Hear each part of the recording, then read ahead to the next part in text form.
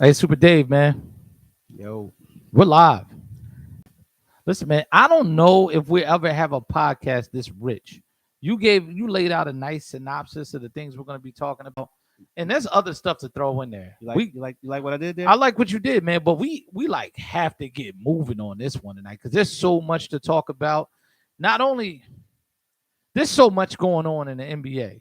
Hmm. There's two players specifically. First of all, um, we got to shout out Andrew Wiggins Okay. for coming to the realization that playing with Stephen Clay and collecting a regular paycheck is more important than lying about your religion or being traded to Orlando or somewhere like Cleveland. Cleveland, the Andrew Wiggins Colin Sexton trade or Sacramento. Sacramento. The charade was up.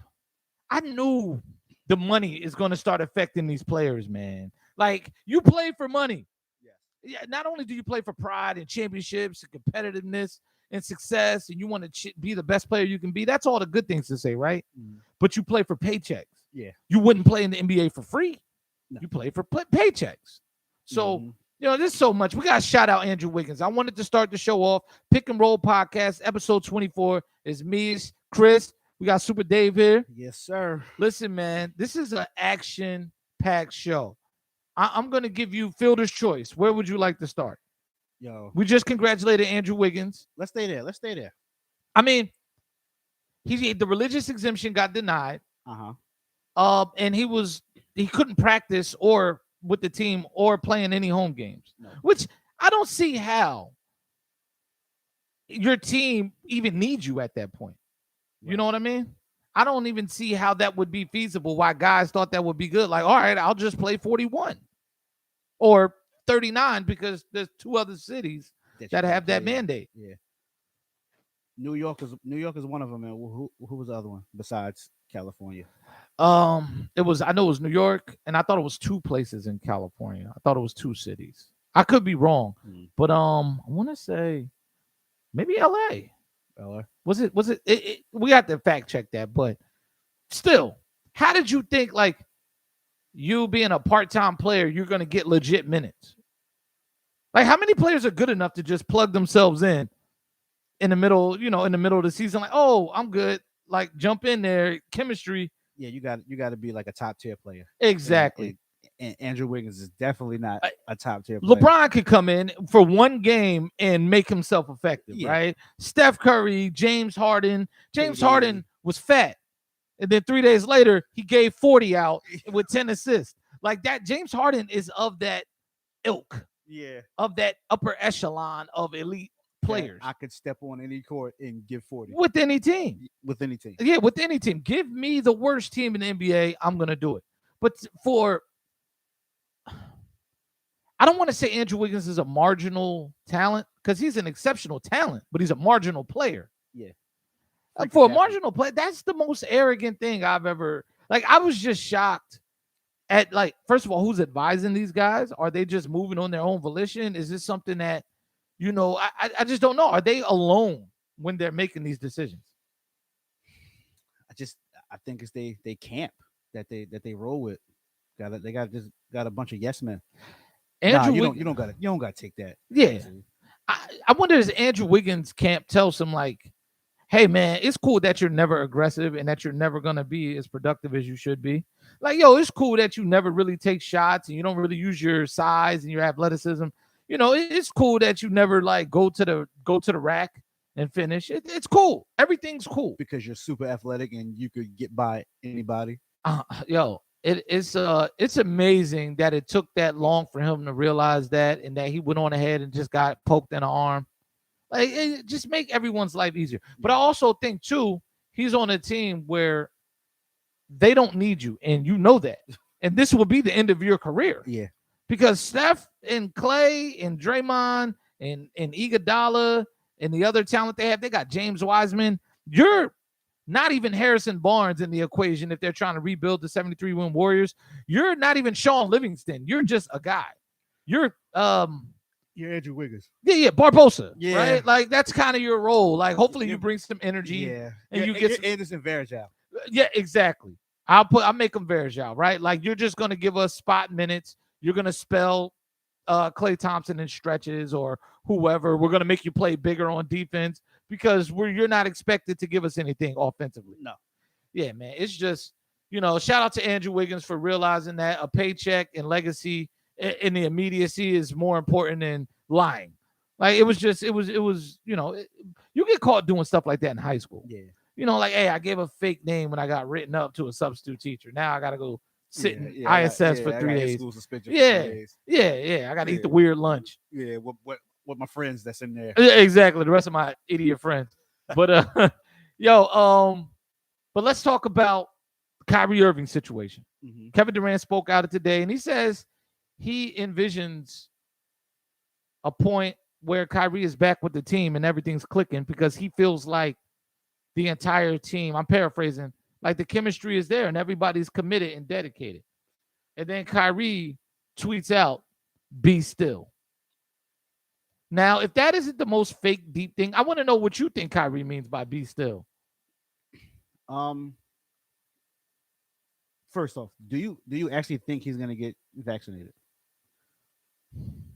He's a special case, right? I knew Andrew Wiggins would because he has no leverage. He's not good enough to have leverage about the situation. Kyrie, on the other hand, I don't know, man. He strikes me as a guy who's not interested in pursuing his career anymore. So, do you think there's a possibility to where Adam Silver pulls him in the office and say, "Look, just say you got the vaccine. Just say you got it." I don't know if Kyrie is that. For LeBron, yes, they do that. You didn't get, you don't have to get it. Like, it's business is business. Yeah. For Kyrie, there's already James Harden and Kevin Durant there. If I'm the NBA, I don't see, the situation where you need Kyrie there to sell tickets, right? Right. I mean, because they're already a competitor. If James Harden doesn't pull his hamstring, they might be champions. Yeah. They're definitely going to beat the Suns because we're going to talk about DeAndre Ayton too. I got some stuff to talk about him because I keep telling people he ain't what you think he is, and the Suns don't. And the Suns think what I'm thinking.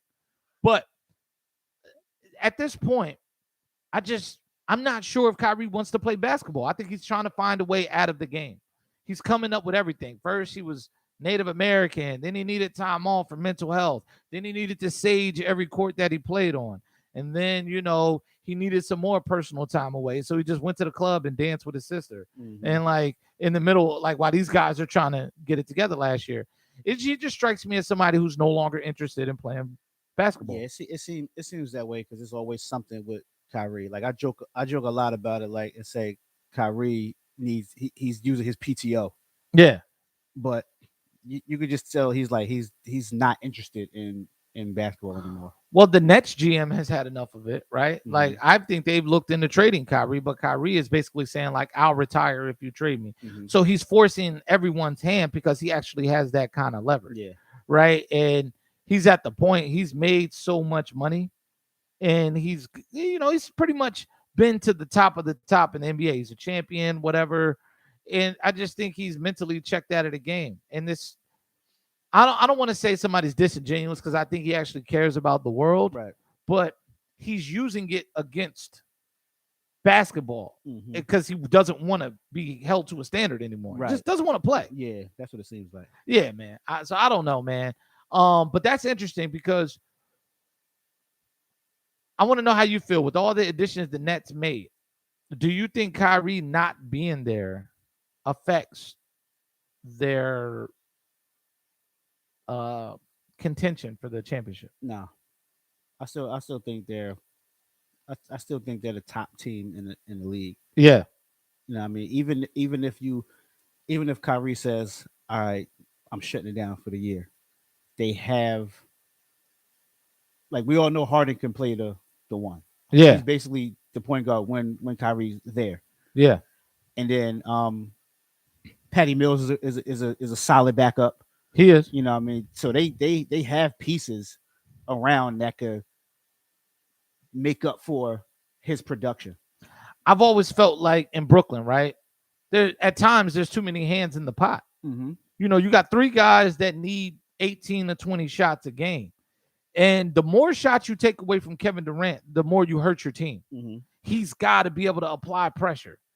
And James Harden can pick up all of the other scoring that you're going to need to lessen the load on your bench. Plus, he's willing to distribute to everyone. James Harden will set everybody up and give you 35. Mm-hmm. I think the Kyrie is a luxury at this point. Yeah. You know, I say Kyrie's importance is not losing James Harden scoring if there's a night James Harden isn't out or Kevin Durant isn't out. Mm-hmm. Kyrie can go against Cleveland and give them the business, or go down to Orlando or against Charlotte and just drop buckets all night. You know, he tends to toy with those bad teams on those nights. And that seems to be when he's most motivated. Mm-hmm. But honestly, I'm looking 4 years ago, we wondered if Kyrie and Steph were on the same level. But, you know, it was a thing, right? It was a conversation. But I don't no longer think that Kyrie is a franchise point guard. I think he's one of those great players, but we've seen him in situations where he's had to carry a team or be the face, and they've always been losing teams. Yeah. He's never been on a winning team as the centerpiece. And because he has, like, his scoring has impact, but not like James Harden and Kevin Durant. Empty calorie points? I'm not, see, it's hard to call them empty calories, right? They're not like Kevin Love, Minnesota numbers, but they're still not high impact because he doesn't physically dominate the game, you know, at any point, right? I got you. Yeah. And it's like James Harden and Kevin Durant, they can give 35, 40 and stifle their opponent. Mm-hmm. Kyrie can't really guard anyone. So 35 is going out, 35 is coming back in. So that's where so you're saying like it's pretty much a wash when he's a lot of times when he's playing a top tier point guard. Exactly. It's always like that. It's always like that. You know, he hit one of the biggest shots in NBA history to win the championship, but you know, look who's on his team. You know what I mean? So it's one of those things, man. The Kyrie Irving standoff is interesting because the money is starting to pile up.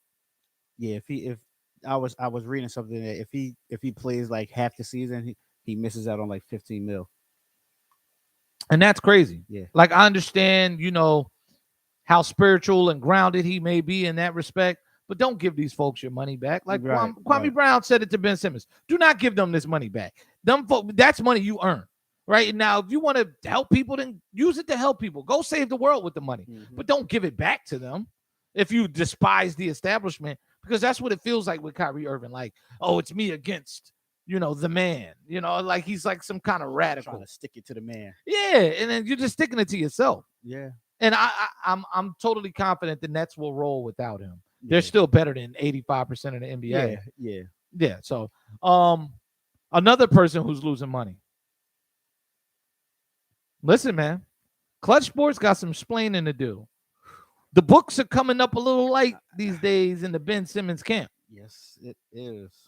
So not only did they withhold the $8.25 million last week when it was time to report the training camp, they put it in escrow, right? Mm-hmm. So they said, we'll put it to the side, and if you come back, you'll be able to recoup that, but we're not paying you till you show up. Right. And he's claiming he's going to sit out the whole season, and he's willing to forego his salary. So yesterday or the other day when the Sixers had their first preseason game against the Raptors, he missed that game check. Mm-hmm. So now they're finding him game checks for every preseason game missed along with the 8.25. So now his total missed money off of 5 days of being a baby is $8.6 million. And the story, 5 days, 8 point. That's the most expensive 5 days I've ever heard of. Yeah. The second most. Antonio Brown just not behaving in that 30 million. Yeah, and getting 30 million. That was the most expensive thing I've ever seen in my life. I'll never understand it, right? But also, I'm not a professional athlete, so I don't know, right? But I'll say this: $8.6 million.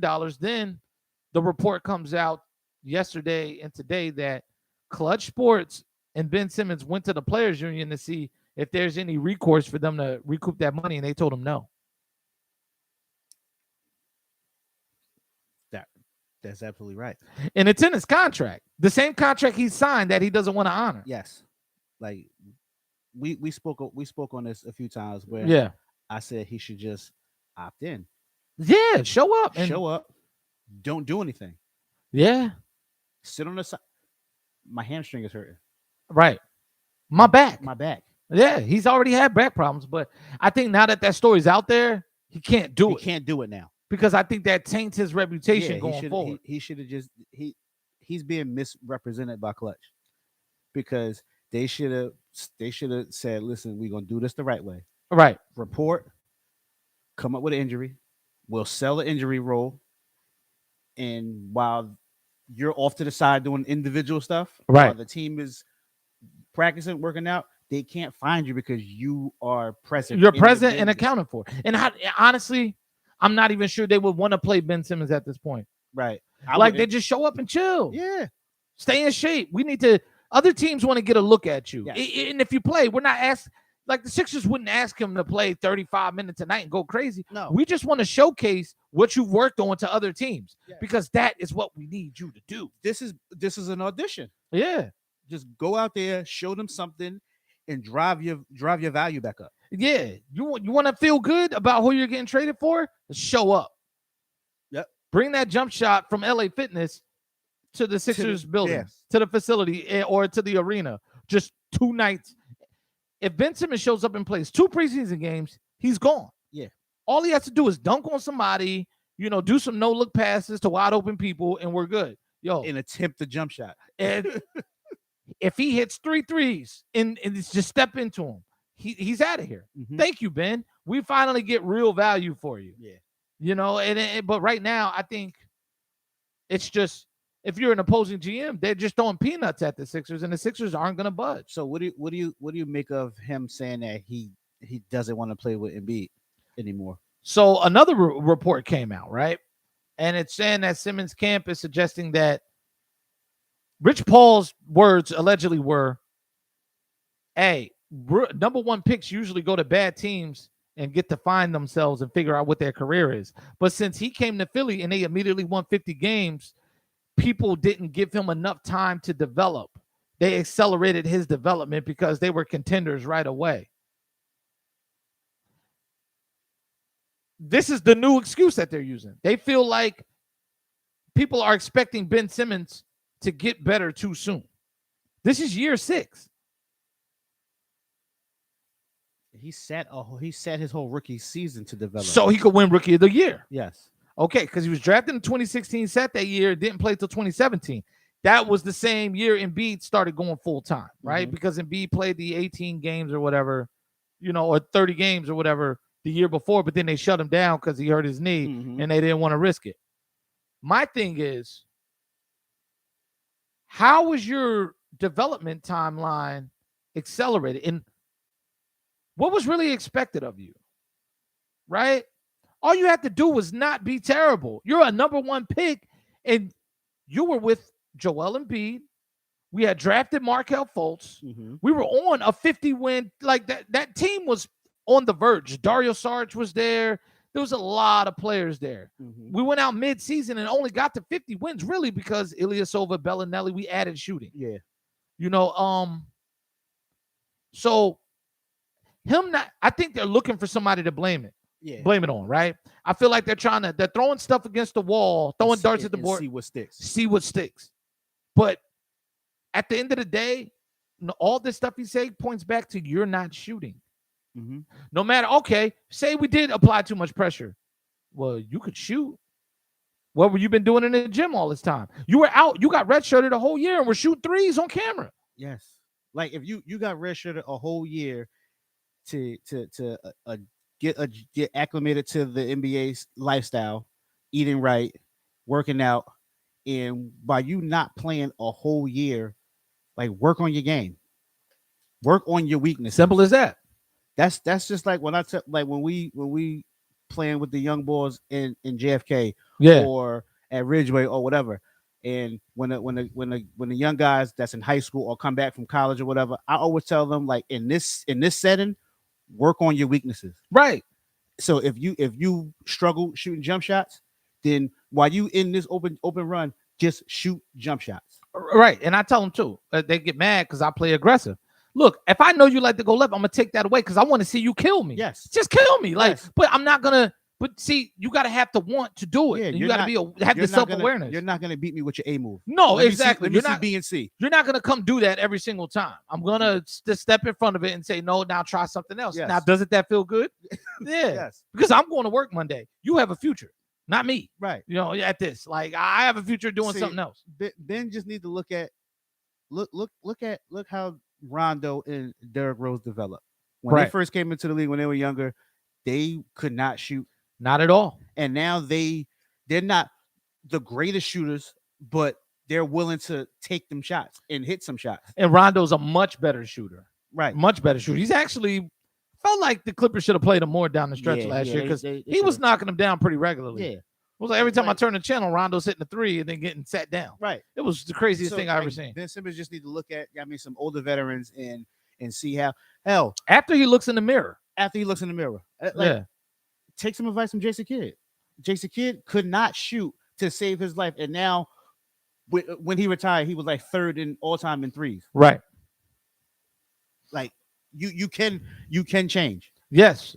You're not a tree. You can move. You can move spots. You can become something else. Shout out to Reggie Driver. He said same time Embiid only played basketball for 3 years and said he learned how to shoot from watching white guys on YouTube. Embiid did say that. And the funny thing is, when Embiid was redshirted, right, he sat in the chair because his foot was broke, and just all he did was shoot free throws, and he got his form together. Yes. Ben, you broke your foot too. They fixed it, and you were healthy within weeks.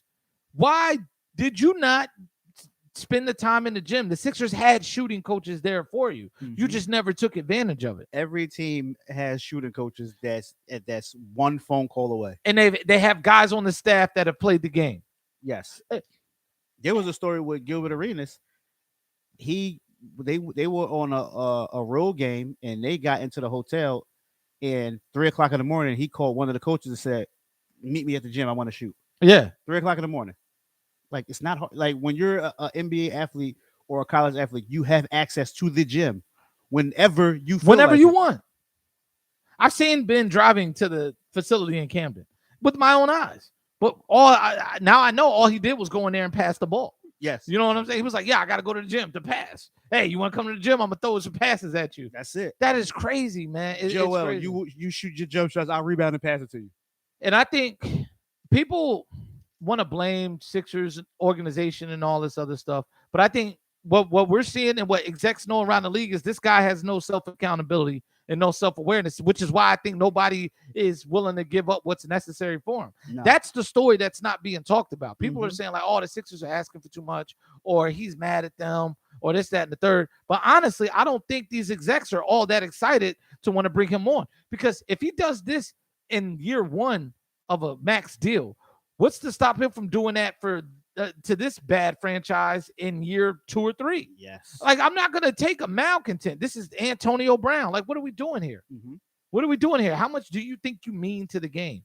Somebody just need to take, like, pull Ben to the side. Rich Paul need to just pull Ben to the side and say, like, it's time to just, like, put your big boy pants on. But shout out to my man. Oh, we talked about this.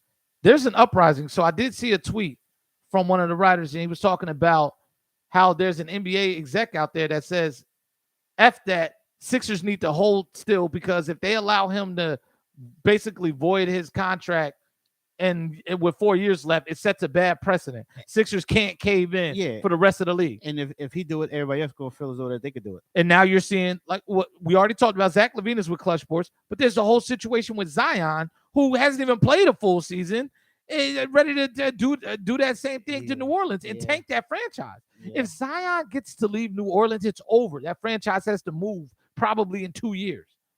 They have an arena and everything. They're gonna have to leave. Mm-hmm. That Zion can't be allowed to do this. You got to at some point understand, look, I got to work my way up. But this is my whole thing. People want to go to heaven, but they don't want to die. Mm-hmm. They just want to, hey, man, I'm a legend. Tell me I'm the greatest. Right. Lie to me. It's the wildest thing, man. So this Ben Simmons thing, but the drama is thick, and he just lost 300 some odd thousand. For nothing. He's going to lose it tomorrow night, too. Yeah. And the article also came out on CBS Sports that Simmons' camp didn't expect the fines to be this high. Well, what did you expect? You don't come to work. Yeah. Show up. Yeah. If I don't come to work and I don't see my check in 2 weeks, I can't be like, man, I didn't think y'all was gonna do that. Yeah. Nah, you gotta report, man. Yeah. You gotta report. You gotta be present and accounted for. It's not that hard. Just show up and just sit on the side. Yeah. I got a bad hammy. Yeah, shout out to Reggie. We all think it's clutch sports, and I think he's being It's mismanaged definitely and clutch sport. misrepresented. And now the Nerlens Noel case is speaking louder. These guys are pulling strings that they probably shouldn't be pulling. Yeah, I know. Nerlens Noel probably sitting back like I told you so. Yeah, look what he's doing. Look what he's doing. He's going. If he doesn't do it one way, he's going to do it another. Mhm. You know, because like I said, they got away with AD. Yeah. You know, and then now Zion is pushing it, and the league is finally getting parity. The Knicks are good again. You know, the Celtics are competitive. Sixers competitive. My Bulls are excited. The Bulls are competitive. There's at least 6 teams in the East that are as good as the top 6 teams in the West collectively, right? Like the top 4 teams in the East can beat any team in the West on a given night. Yes. There's no like there's finally even power, and there's many markets that you're willing to watch because the teams are better. Right. You can't have guys just, you know, oh man, let me get up out of here and tanking these other teams. This might be the first season in a while that I will be actually excited to watch regular season basketball. Yeah. Like for the past few years, I just wanted to like fast forward to the playoffs. Right. Like I was thinking about League Pass this year. Yeah. I'm like, you know, I might stay up and watch, you know, the Lakers and the Clippers on the West Coast. Right. I might want to stay up and watch Phoenix get mollywopped because DeAndre Ayton can't do anything against the Jazz. You know what I mean? Really Listen. DeAndre Ayton. I mean, last thing on Ben Simmons, like Kwame Brown said, I don't know how to tell you to come to practice and roll your ankle, but there's ways of doing it. Simple as that. But let's talk about DeAndre Ayton, right? Mm-hmm. The Suns are hesitant about giving him a max deal, a rookie max extension. How long you been saying this? I've been saying it. People, so what I get on the internet when I say it is, you're a hater. DeAndre Ayton's a good player. Look, he just went to the finals. No, Chris Paul and the Sunshine Band went to the finals with Devin Booker on the B microphone playing the keys. DeAndre Ayton, you could plug in Montrezl Harrell right there, and they still probably go to the finals given the circumstances. Mm-hmm. He's not a special player to me. And if he was a special player, they would have given him the max extension, because the last thing you want to do with special players is wait a year too late so they get to see what's out there. Mm-hmm. And now you're bidding against yourself, right, and against the rest of whatever that guy desires in his heart, right? They would be wanting to lock him up, but they haven't. In your opinion, is DeAndre Ayton a top in a league that's not full of big men? Is he even top 10? A top 10 big man? Top 10 big man. We're talking. Let's qualify who all the top big men are, right? So we'll go AD, Karl Anthony Towns. Let's go Embiid, Joker, Vucevic. Yes. So that's what, 5, 6, 5. Yeah, that's 5. Like, who are the top? I just want to know where we're putting this guy. I'm trying to think. Yeah. Think through the big men. Sure, we got 5 already. We got 5. We got Gobert 6. These are guys he's not better than. Like, he's not even in their class. Bam is 7. He's not better than Bam. And I'm not even a Bam fan. I think Bam is undersized and extremely limited offensively. He's just relentless. So he'll find numbers. I'm trying to think. Bigs. I mean, I'm thinking about the East. I mean, will we consider Julius Randle a big? Because he's not as good as Julius Randle. No, he's definitely not as good as he's not that good. Julius Randle. Yeah. Maybe if I look at the teams. Yeah, I'm just wondering, because my thing is that, you know, they keep saying, Chris, you're a hater. You don't respect him. You know, you're not appreciating what he brings to the game. You know what I see he brings to the game? Empty calories. His 17-9, 16-12. They don't really help. The Suns are a perimeter team. Yeah. He's just there because the shots are going up and he has long arms. Yeah, somebody got to rebound. He still has no post moves. He's not very strong. He doesn't have the best footwork. I don't see a lot from him that makes me think that he has a major impact on the game. and I think he's replaceable. So we got well, we were at 7 when I Yeah. added Bam, Yeah, Clint Capella. he's in that Clint Capella range, but I think Capella does a few more things more consistently well, like defend. Mhm. Capella's a much better rim protector. DeAndre Ayton really is not known for defense, and you're 7'2", and I'm disappointed in him. I was a fan of him at Arizona. That's why I'm disappointed. But Yeah. so we got 8 guys that will take over over DeAndre Ayton at center. Valanciunas. Would you take Valanciunas over? At this point in his career, they're about the same. Yeah. So he's like second tier, right? Like he's like a second tier guy. Like I don't know. DeAndre Jordan's like around there. Like, if you find a role for him and you have the right team around him, Yeah. you'll see DeAndre Jordan play well this year. Yeah. Yeah. I would take Andre Drummond over DeAndre Ayton because he's going to rebound in bunches and get in the paint and mix it up and just he's not even DeAndre Drummond. But he's in a situation where, listen, I don't think he should get a max deal. But everyone gets a max deal. Everyone gets a max deal. Everyone gets a max deal in the NBA. But the Phoenix Suns have reason to pause. And for all the people that think I'm hating on DeAndre Ayton, the Phoenix Suns have told you what I've been telling you. Let's give this guy another year. Because last year, it's probably not able to be duplicated because of the circumstances. Right. It was COVID, compressed schedule, a lot of injuries to a lot of key players. Mm-hmm. They snuck through the back door. But it bought DeAndre Ayton another year to show us. Right. Is he going to step up and become a factor in those games the way he was not a factor against a smaller Giannis? And he has all the opportunities to capitalize on the situation. He does. Like you're pretty much the only big in Phoenix. And you're surrounded by 3-point shooters. Yes. So you have Devin Booker just firing up shots. Yeah, so the paint is your area to dominate. Yes. And like you said, like he just hasn't dominated. Defenses are stretched out. All the rebounds can be yours. Right. For a very low price of just a little bit of effort. I'm not even sure if I take Ayton over Porzingis, and I don't think people understand how much I dislike Porzingis. You know what's crazy? While we were talking about the bigs, Porzingis was there, but I just didn't want to pull the trigger on Porzingis because I'm disappointed in him too. Yeah, I'm supremely disappointed in Porzingis, and I don't like him as a player. Right? Nothing personal. I just don't like how he conducts his business. But I'm gonna take his 17 and 12 over Ayton 17 and 12.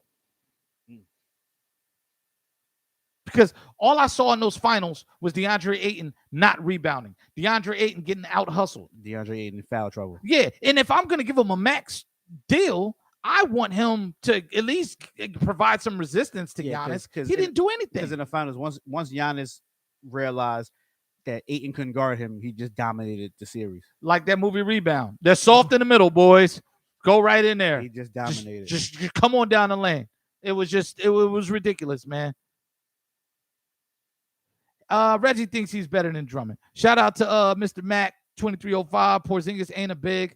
He's 7 foot tall. We're just trying to find people who are that big that we're talking to live comments that are better than Ayton. I'm not Ayton or Miles Turner. Ayton over Miles Turner. Yeah, Miles Turner's a guy. Yeah, he's a guy. That's it. I just wanted to test the water. I just want to see how far you was gonna go. When you talk about the Suns, right, and you talk about big men and patrolling the paint, no one goes into Phoenix saying, "Oh man, DeAndre Ayton's controlling the paint today." Right. Not like Gobert, not like Embiid. He doesn't deter anyone from coming in the paint. Phoenix gives up points. They're not a defensive team. I got a name that you don't like. Who? Ayton or Yusuf Nurkic? It depends on the situation because you can't. Actually, you know what? The Suns are probably a better team if you put Nurkic on there because Nurkic can get you buckets. Yeah. When it matters. Mm-hmm. There's plays you can run for Nurkic. Yeah. Because he's an offensive-minded guy. Defense, of course, is not going to be there, and athleticism and footwork. But look at the numbers. I just tell people if there was an issue, if there wasn't an issue with the Ayton's performance, then he would have his max Yeah, extension. they would have locked him up. They would have locked him up. Mhm. Chris Paul's 37 years old, 36 years old. He's my age. He's not, he's not gonna be around forever. So you want to lock up the big or the young big man. The young big man. But they haven't done it. They haven't done it. So this is what I'm saying, man. It's pretty wild, man. I like that we touched on that, man. That was the NBA talk. Yo, what up, Mac? What's going on? B Mac is on. B Mac, shout out to Yeah, my boy I don't have B-Mac. any Heat hate yet. Not yet. I saw Kyle Lowry hit a 3 in the preseason game the other night, Yeah. and my stomach turned. I really don't like the Miami Heat, and I'm waiting for superstar Jimmy to finish 6th in the East and get bounced out by my Sixers. No, they'll finish high because I got the Bulls finishing 6th in the East. Oh yeah. So they'll finish 7th.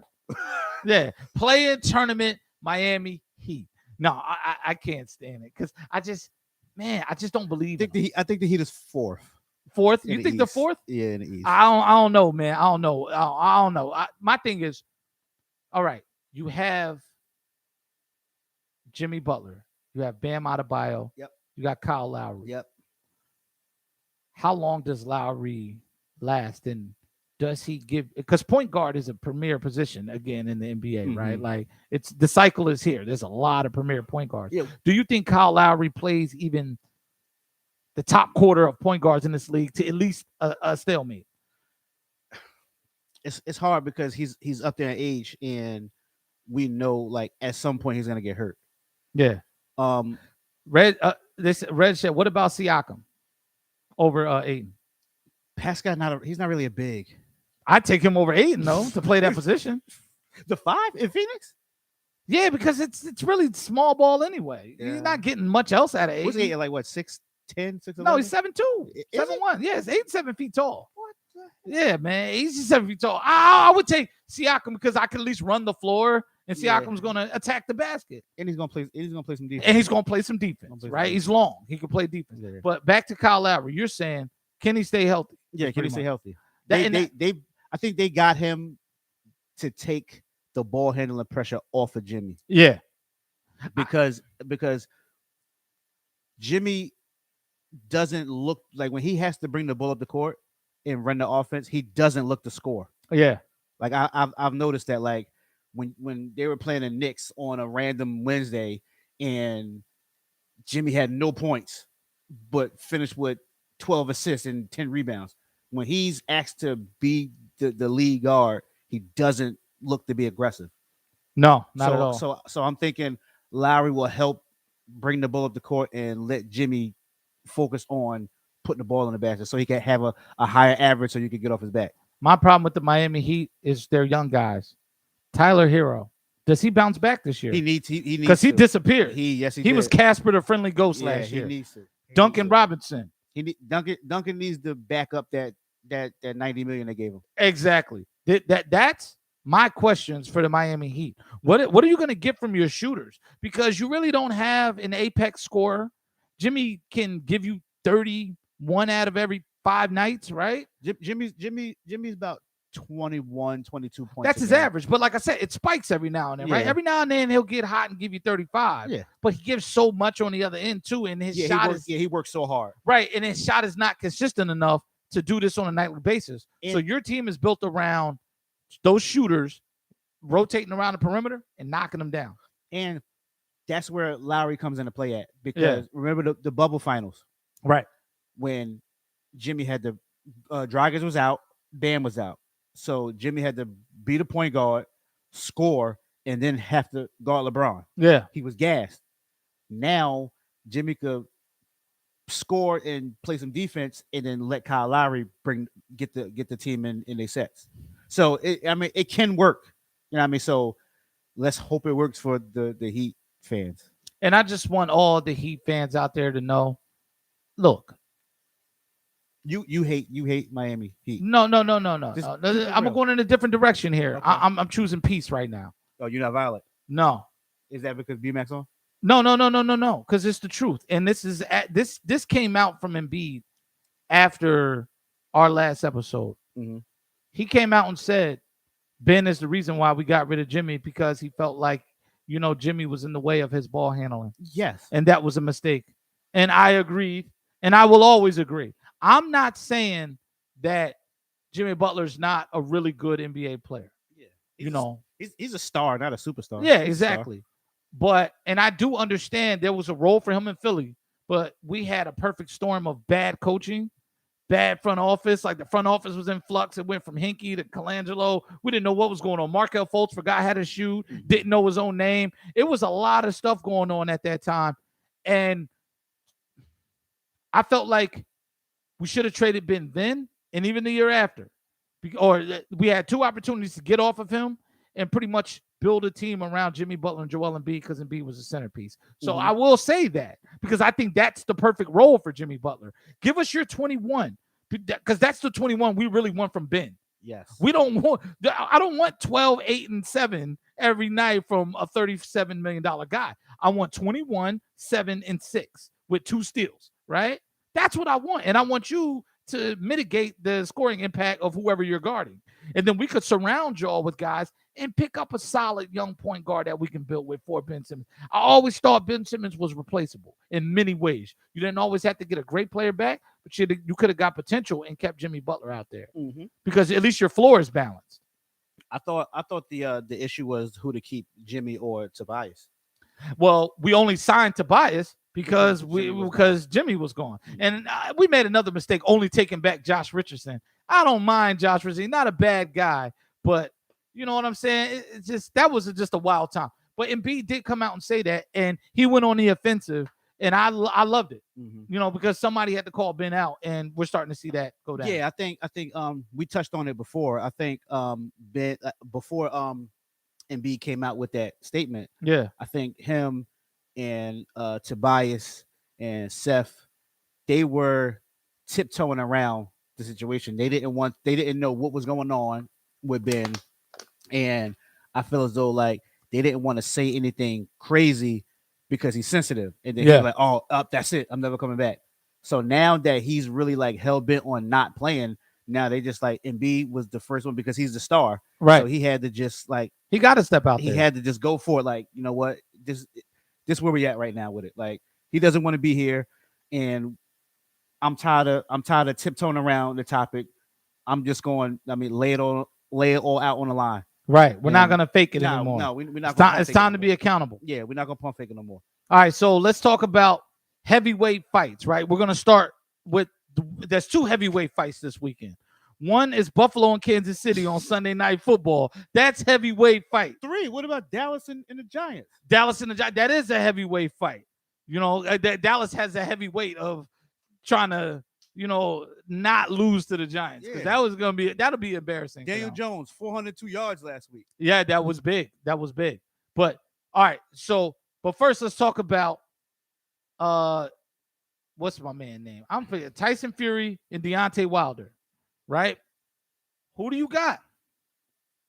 I want to know. I'm putting you on the spot. You're the boxing guy here. Who do you got, Fury or Wilder? Fury or Wilder 3, even though I think Wilder won the first one and he definitely lost the second one. What are we going to get here?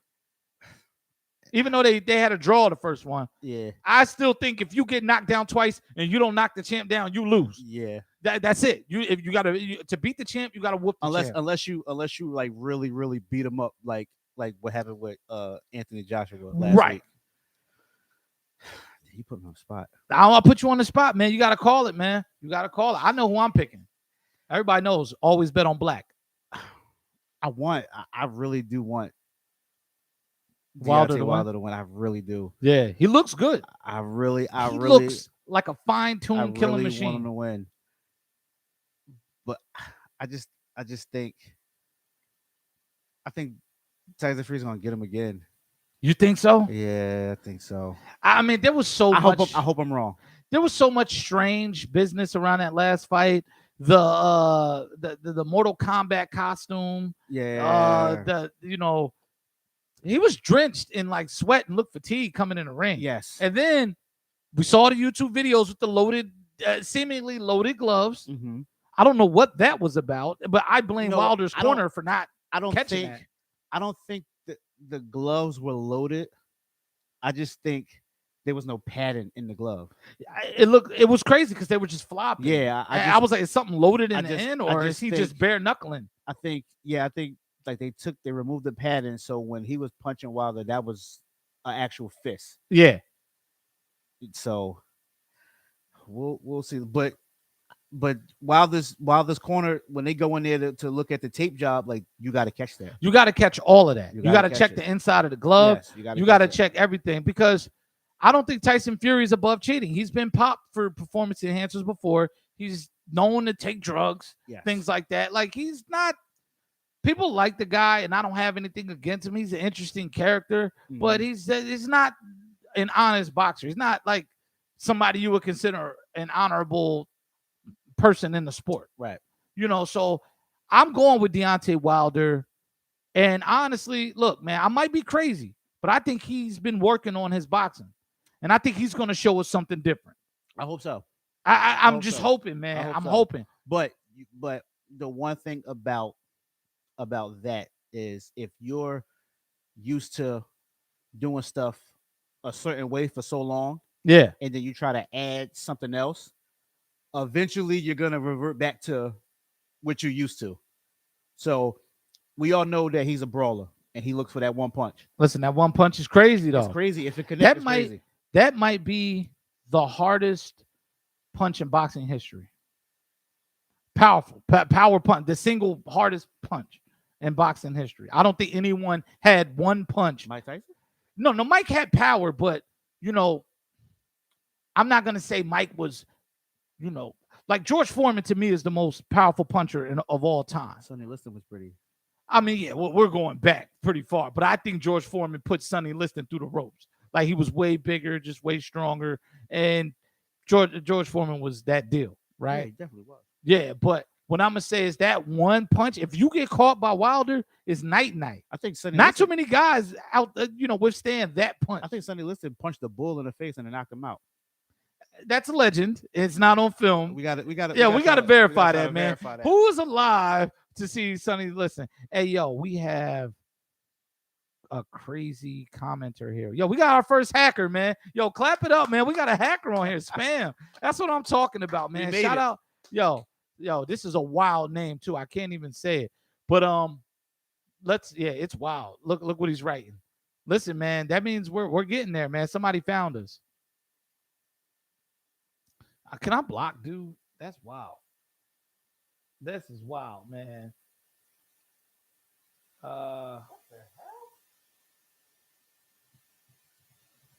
I think you can Yeah, we got to block that. I timed him out, man. So you can put him in timeout. That's what's up, man. That guy got to go. We got our first heckler. Yeah, I'm gonna block Mac though. He coming here talking that Miami Heat stuff. Oh wait, hold on. I think I accidentally did. You blocked me back? Yeah, I think I blocked me, man. Oh, man. My bad, Mac. I meant to get homie, get him up out of here. Let's see. There he is. You can't block my boy B Mac. Yo, it's making me block Mac, man. It's the sign. Let me unhide. All right, cool. Hold on. We got to get this out of here. This is wild.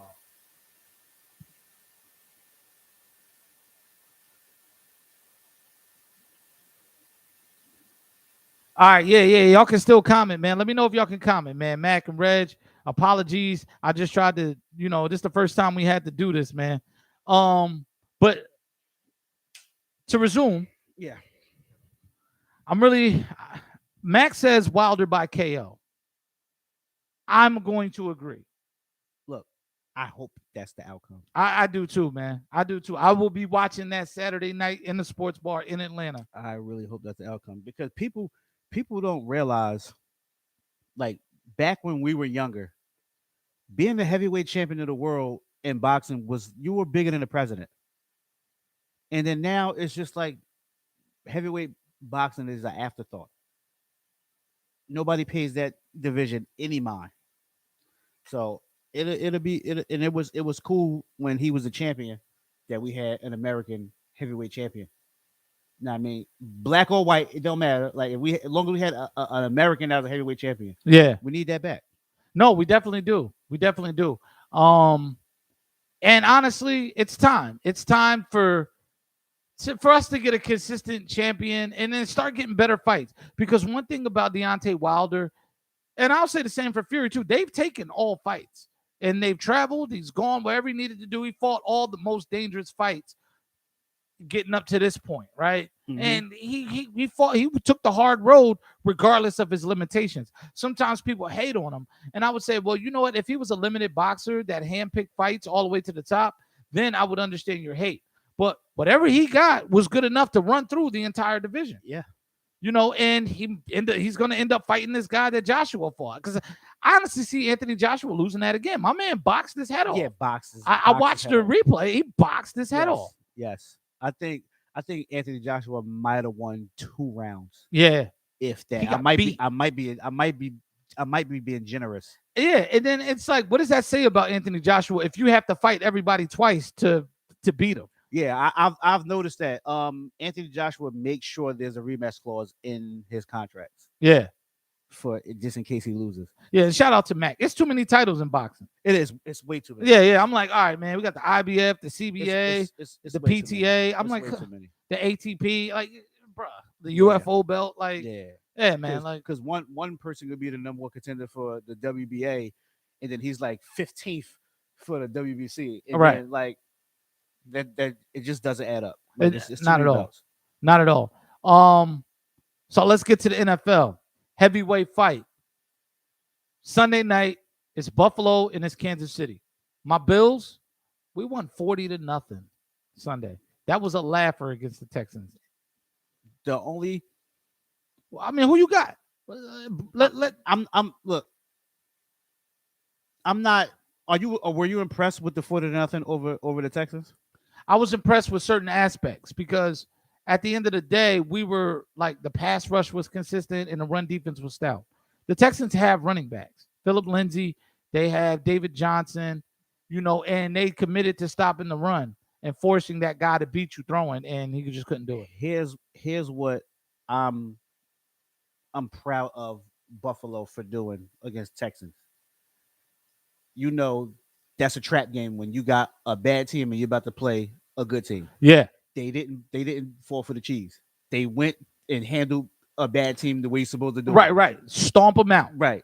So, you know, like we always see, oh, this is a trap game, and then you let your guard down because you're looking past them and you stumble. I'm concerned about that. They didn't stumble against Houston. Yeah. So this game Sunday night. We had a rookie right tackle start, Spencer Brown. He looked really, really good. Yeah. I mean, he dominated his matchup. And we made some adjustments to the O-line because we had a guy hurt, and Cody Ford, the right guard that was starting, he didn't live up to his draft type. He was a second rounder, and he's still raw in his 3rd year. Mm-hmm. And you shouldn't be raw at right guard in your 3rd year. Like, you need to show some technique. But when we moved our right tackle into right guard and started Spencer Brown, the line got bigger and a lot stronger, and our running game really got to eat.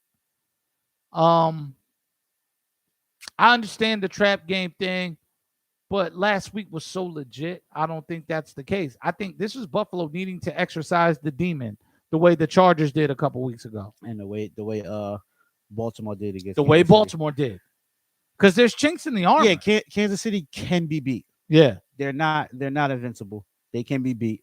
I think the Chiefs are a 2.5 point favorite.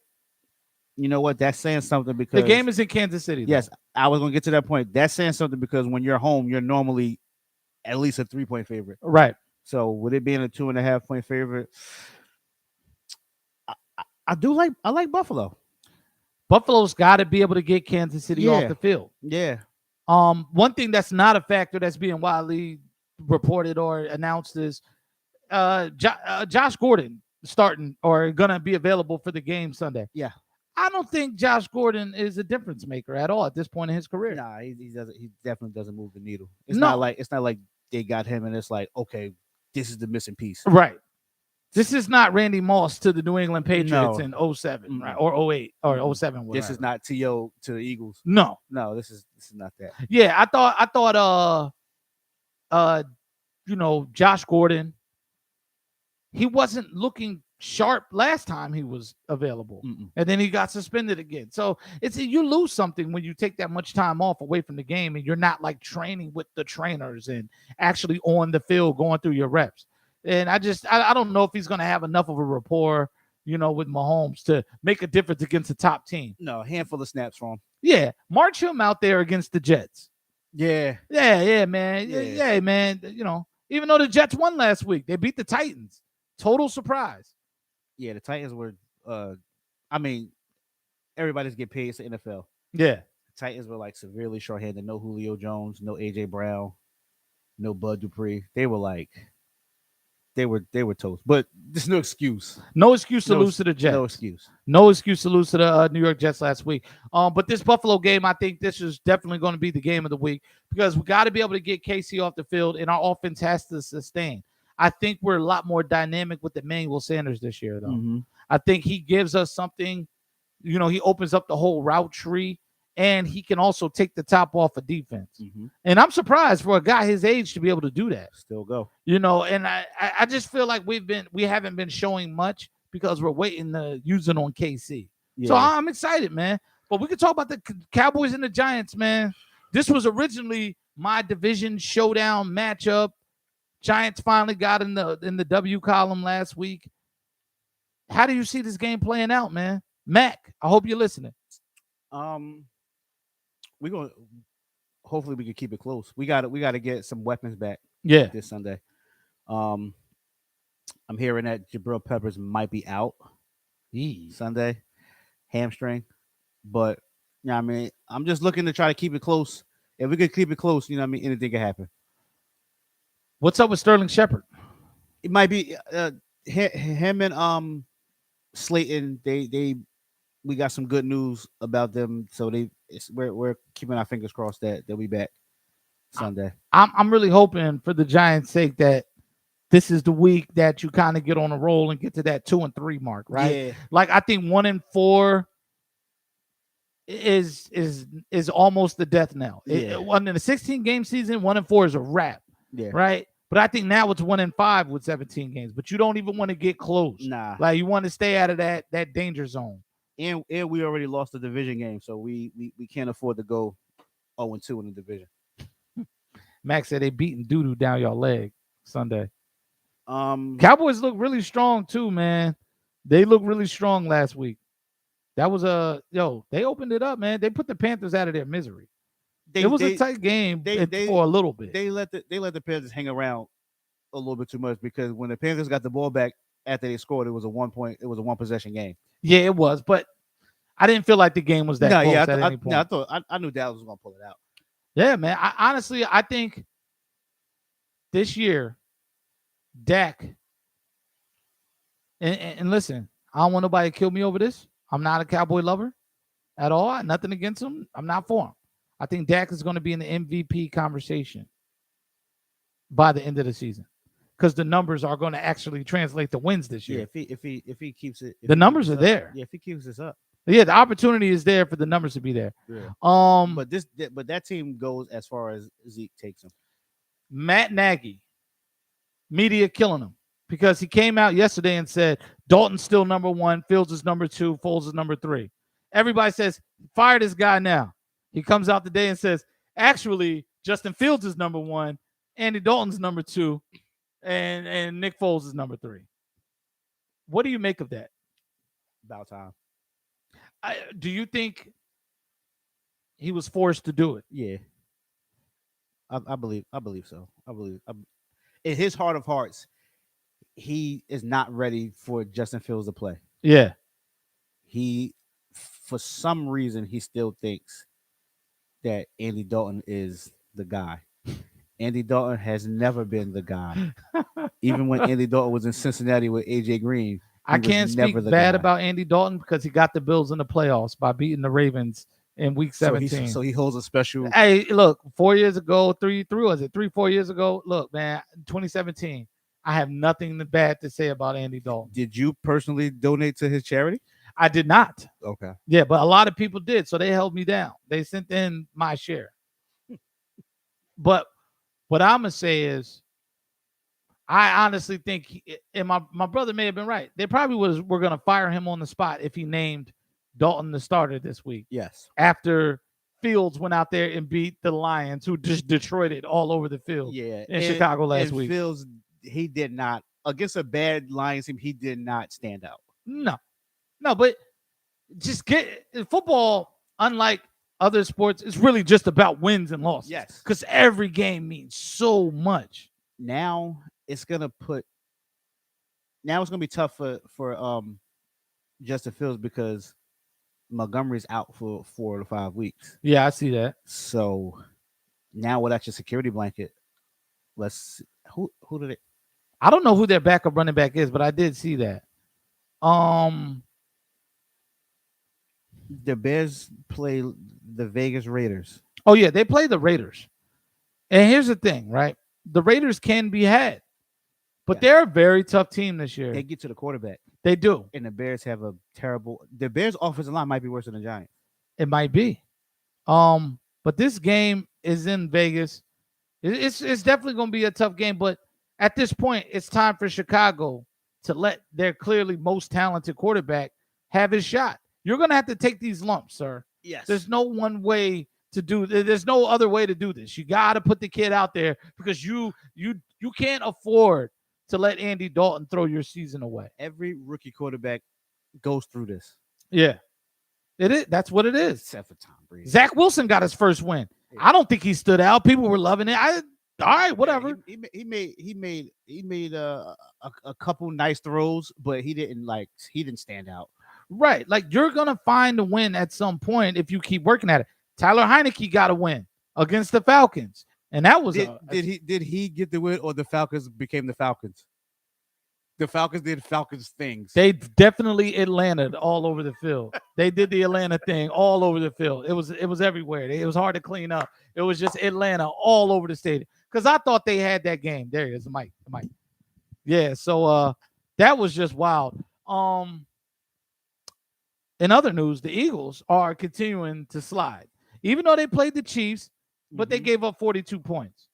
They hung around for a quarter? About 2 quarters. It was about 2 quarters. They hung around for a half, but then Tyreek Hill had the greatest fantasy football day I've seen since Jamal Charles in 2012. I mean, it was 47 points. I destroyed my nephew in fantasy football. Shout out to Tyreek Hill. Shout out to the Eagles secondary for not stopping anybody. 1-16 is a possibility, but 2-15 is on the table. You said that. I'm telling people, man, 2-15 is on the table, man. I see this. I see it, and it's coming. Let's look at some other games this week. We have, let's see. There was one I wanted to talk about. It was Rams and the Seahawks is a good one. Rams and Seahawks. That's why. Why is it not showing up on here? ESPN app. What's going on here? Rams and Seahawks is a good game. Seahawks are 2-2. They just won last week. They beat the 49ers. Niners last week. Niners and Cardinals are the Browns and the Chargers. To start the season, we said that the Seahawks were the worst team in that division. But to me, Russell Wilson showed why they can overcome the deficiencies on the rest of that team. Because, I mean, the dude just continues to make plays. Russell Wilson's a Hall of Famer. Simple as that. And he's definitely the greatest quarterback in Seahawks history. But he may go down as being top 15 all time. I mean, this dude is good. He's great. Russell Wilson does everything right. Who you got in this Rams Seahawks? Rams are my Super Bowl pick, so I got to stick with them. There's a reason why. But they dropped that to the Cardinals last week. Sean McVay is undefeated against the Seahawks as the head coach. As the head coach? Okay. So I'm just going to stick with. I'm gonna run with that. Yeah, these are big games, man. And then a game I'm very curious on, right? Packers and Bengals. Oh, I thought you were going to say the Jets and the Falcons. No, Jets and Falcons. I'm not even sure they should televise that. That might be inappropriate for family viewing. That's the game that they decided to send them teams to London. Oh, yeah. We sent that over there. See, I think that's warfare when we send games to London. That's like, yo, just to let y'all know, we'll still run down on y'all. and we're gonna send bad football instead of bombs. You know what I mean? It's almost like an international threat. Uh, but I'm looking at that Packers Bengals game. Mm-hmm. I really want to see if the Bengals 3-1 is for real. Because they've been winning some tough games, man. Yeah, They've been winning. They've been winning. It's 3-1. I want to see how they look against Aaron Rodgers and the Packers. I think I'm looking forward to the Browns and the Chargers. Browns and Chargers is a tough. It's defense versus offense right Yeah. now. Because Cleveland is a lot more defense and running than they are offense. Yeah, I want to see if the Chargers can still sustain. And Justin Herbert is he's tearing it up. He is tearing it up, man. Should have been the quarterback for the Giants, but we just gonna leave that. That was a high octane game Monday night. Yeah. I was like, man, I felt like it was big play after big play. Yeah. Let's see. I actually sit up and watched that whole game. I didn't think it was gonna be that exciting. I watched most of it, but I crashed out. I was tired. Let's see. Two big name NFL players found new teams. Jalen Smith is Jalen Smith. What do you think about him getting cut by the Dallas? I was shocked. I was shocked to see that come across my screen. Was there any? I didn't follow the story. I didn't even know that was a thing. Yeah, like I want to know, was there something going on behind the scenes? I need to. We need to read up on that and find a backstory to that. But that was news to me. And then I'm before I came over to here to do a show, I was hearing that he was close to signing with Green Bay. That'd be a good look for Green Bay. Yeah, they need some. Maybe Aaron Rodgers can stop crying. Yeah. That we're contending, but not contending. Like, well, whatever, man. And Stephon Gilmore traded to the Panthers for a 6th-round pick. He was already kind of on the outs with New England, but I think it's more business than it is personal. Always with them, it's money, your age. They like to get rid of guys a year early before it's too late. Before they got to pay him. Right, before they got to pay him. And then once he got healthy, I think putting out that they were releasing him earlier this morning was the last call for anybody that wanted to trade him. And when they finally lowered their price for the Panthers to accept. B-Mac said Jalen Smith got cut for finances. So it was money reasons. At this point in the season, though? A cap casualty at this point? Yeah, who has a cap casualty week 5? I know. Yeah, I did read something, but like by releasing him, I think they saved like $9 million. $9 million? Yeah, that's big time. Yeah. I get it, but week 5 is wild. I'm pretty sure there were other moves on the table that they possibly could have made, but that $9 million. Are they going to do something with that this season? In season? You know what I mean? Like, I want $9 million to use it in the off season. When does that $9 million cap kick in? That's my question. Right. Yeah. But yeah, that's interesting. I think Stephon Gilmore, it's going to be interesting to see what he has to give to Carolina. Yeah. He's a South Carolina guy, so I'm pretty sure he was okay with going there since he plays college ball down there. And what a coincidence! His first game will be against the Giants. Yeah. Yep. So let's see. We got that going. Baseball playoffs, man. My Yankees laid a stinker. They did, man. Garrett Cole, man. So I was listening to the announcers before the game saying, let's see if Garrett Cole mix up his pitches, or is he just going to try to attack everyone with the fastball? And clearly, he just wanted to go out there and throw heat. I'm very disappointed in Garrett Cole. Like, we paid you $300 million for games like this. Yeah, for the one game playoff. When you come to the Yankees, it doesn't matter if you're a pitcher or a position player. Yeah, you come to the Yankees for a playoff run. Mm-hmm. And then with you being an ace, and we start you in a 1-game wild card playoff. And I think when I was watching the game, I think I saw him say, "I'm done." Wow. On a mound. I thought when Aaron Boone was coming out, I thought he was talking to the catcher and he was like, "I'm done." And then next thing I know, he's walking to the dugout. So I think he quit. He checked out of that game. I mean, maybe he was hurt, just exhausted. It's a long season, man. It's a long season. No excuses. Yeah. There's no excuses for $300 million. No excuses. Yeah. And especially on that team for what that organization has paid out to try and be competitive. A lot of money went in. It's been the Yankees won their last World Series in 2009. That was a long time ago. This is not what the Yankees are used to. The Yankees are not used to this long of a drought without at least making it to the World Series. Right. Um, I think besides Cole, I think my relief pitchers that came in the game, they held it, they held the game in check for the most part. Um, I think if that game was played in any other stadium, we win that game. Stanton Stanton should have had 3 home runs last night. He had two line drives off the monster that they were gone in like 11 or 12 stadiums, and he ended up with 2 singles. Mm-mm-mm. So and then in his fourth at bat he hit the home run. So he could have really had two two solo home runs in a 2-run shot, and we lost 6-2. And then throw in Rizzo's home run.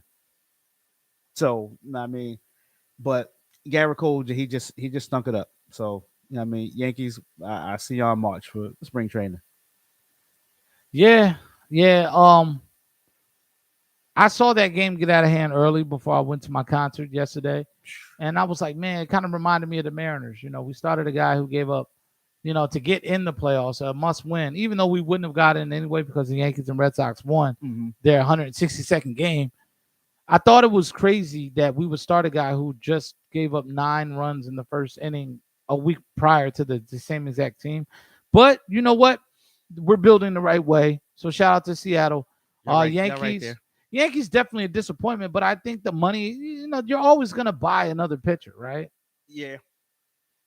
Is it another starting pitcher or do you need relief pitchers? Um. Because a lot of teams, I think, they have decent starters, but I think their relief pitching, long relievers need to come back in I baseball. think we will get another starter. Um. With Severino's coming back, he had Tommy John, so he came back this year. He pitched. He pitched a little bit yesterday, and I think he made like 2 appearances during the regular season late. So we'll have him back 100% to go along with Cole, and then I mean we'll probably grab another starter. But I think my bullpen is set. Like I like the bullpen. I like where we at with that. Um, Farm system is solid, and we need to re-sign Rizzo. We need that left-handed bat at first base Yeah, because Luke Voigt stays hurt, and he's a righty. So we need some lefties to take advantage of right field. And, yeah. and Joey Gallo, he just stunk it up. He stunk it up. All I saw was money not performing Yeah. against Boston, man. What do you think Boston's chances are of getting it done? No. I, That's it. I said, what do you think their chances are? You just said no. I thought watching that Yankees Red Sox game last night, Yeah, and the winner, which turned out to be Boston, gets Tampa. right. I'm a Yankee fan. Okay. I was saying if the Yankees would have somehow managed to win that game last night, Tampa was getting us out of there in 3. I could see that. I think Tampa beats Boston in 4. And then who do you have in the AL championship? I got Tampa against. I gotta say Houston. I got Tampa and Houston. I gotta say Houston, man. Yeah, As much as I despise them for what they've done in the past couple years, they seem to just I don't know what it is about them, man. Right. They're just they swing those bats the way they need them, and they playing a young White Sox team. yeah, So I don't think the White Sox is ready for that to take over that, especially against Houston. not at all. But the White Sox were surprising this year, Yeah. man. Especially early out the gate, they had real good pitching. Because I remember I was following them pretty heavy. I was like, man, these guys are rolling. But yeah, Houston they're a machine. They manufacture runs like no other team in baseball. Mm-hmm. They don't depend on power. They don't depend on any one thing. They get it done always. So shout out to them. I think this is Houston's last run. They're getting older, I think this is because and you're starting to see the AL West catch up to them. yeah, Yeah, they and, were so far ahead last couple years. because they're already saying that Carlos Correa is probably going to leave. Yeah. Houston. So I think this is their last hurrah. And so I got Tampa going to the World Series out of the AL, and I got the winner of tonight's wild card game going to the World Series. The Dodgers are just amazing. What is the score of that game? Last time I checked, it was 1-1. Oh, 1-1? Yeah. Okay. I know that game is on. I know we have the NBA on right here. Let me kick it to Fox. I'm pretty sure the game is on Fox. Yeah, it's 1-1. Oh, it's 1-1. It's on There we go. It's on TBS. Oh, on TBS? Yeah. It's one of these channels. We'll find it, man. We're in the middle of a show, but I definitely do want to check that out. But yeah, shout out to Reggie. He said long relief pitching is taboo. Too many specialists. I felt that way. They don't. For a long time. There's really no more specialists now. Before they were bringing a lefty to face Griffey or David Ortiz. Yeah. And now you can't do that. Now when you bring a reliever in, he has to face 3 batters. Yeah. So the specialist role is kind of like done with. Yeah, but I would say there's still guys who are doing 1 inning, then they're out, and then you got starting pitchers going 4 1/3, and then getting a win. Like I don't think you should get that. Yeah. You got to get that quality start. Yeah. I want to start seeing, 7 inning pitchers. Starting pitchers. 6 1/3. That's why I always tip my cap off to CC. Like his last few years with the Yankees, like that was when CC was starting. That was the game where we were like, we're just gonna give our bullpen a rest because CC went 7 1/3. Yeah, Jamie Moyer time. Yo, man, take it all the way out. Take it all, Felix. Take it all the way out. Look, man. Right. Look, we got you. Just go ahead. We'll bring somebody in the 8th. We'll finish it out. Okay, so we got it's 1-1, 1 out, bottom of the 6th. Wainwright is getting pulled. All right, man. All right. Would you pull your ace at this point in the game? If he's struggling, yeah, but he's at 95 pitches. I mean, I think that's why they're pulling him. And it's only 1-1. But I'm starting a starter. Like it's one game. I'm treating it like Game 7 of the World Series. I'm putting another starter in there. Who's my second best pitcher? Yeah. You're going on that mound if my ace is in trouble. Yeah. Simple as that. All hands on deck. Right. So I think we covered everything, man. It's an action-packed show. We got heavyweight stuff. We got Wilder Fury. We got Bills Chiefs, Cowboys Giants this weekend. We got the NBA preseason back. Mm-hmm. We'll find out more about that. The fines are heavyweight. Ben Simmons versus the Sixers. Mm-hmm. That's a heavyweight fight. But Ben is losing right now in the second round. Now that the fines are, this is the second round of that fight, right? Yeah. First round was the propaganda campaign, the smear campaign. Ben kind of won that. Second round, the Sixers won because now they're starting to bend a little bit. Andrew Wiggins lost his heavyweight fight with lying. Yes. You know what I mean? He was forced to just go get poked in the arm. This was a great show, man. I enjoyed it, man. Yeah, we had a lot to talk about. I'm going on vacation this week, but we will be back next week to do the show. Mm-hmm. Anything else you want to say? B-Mac, anything you want to say to Reg, man? Thanks for supporting, Reg. Yeah, man. Shout out to Reg. Shout out to B-Mac. B-Mac, stop texting my phone. It's Cowboy Week. We don't talk. Yeah, right I accidentally hit B-Mac, and it wouldn't let me unhide him because that crazy person came in on the chat. So apologies, B-Mac. But most of your comments are still there. B-Mac knows we don't speak for 2 weekends out of the year. Okay. Cowboys Giants weekend. Y'all not speaking. And he's texting me. Like, leave me alone. This is Cowboy Week. Well, me and him will definitely be speaking when the Sixers beat the Heat. When we sweep the season series this year. Sweep the season series. Listen, man. George Niang is going to be a problem for the Heat. I think you guys should go to a Sixers Heat game in Philly. I think we should too. I think we should too. As long as Mac is vaccinated and they can let him in the door. Yeah. I think we'll be cool, man. So Mac, get vaxxed if you're not already vaxxed. All right. But shout out to everybody that tuned in to support Indio Group on YouTube, Indio Group on Facebook. Follow us. And just keep checking us out, man. Hit up Henny Hardaway on Facebook for your daily inappropriate humor. Straight from the streets of Facebook.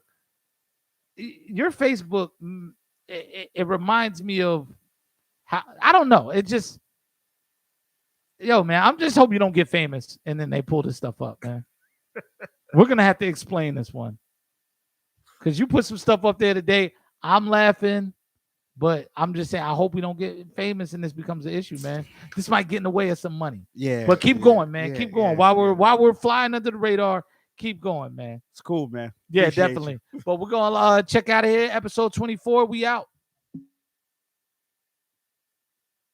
I think that's why they pulled Wayne